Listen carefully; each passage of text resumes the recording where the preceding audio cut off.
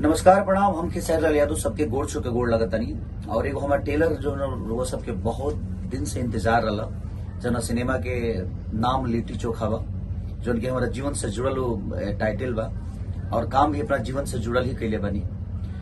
और उस सिनेमा 31 तारीख के माने 31 मार्च के 7:30 बजे RDC भोजपुरी पर और वो सबके देखे के मिली।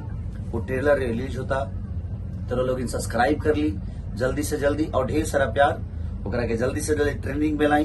जना फिल्म का नाम बा लिट्टी चोखा, जना के प्रोड्यूसर बानी हमारे प्रदीप भैया जी, प्रदीप शर्मा जी और डायरेक्टर हमारे पराग पाटिल जी।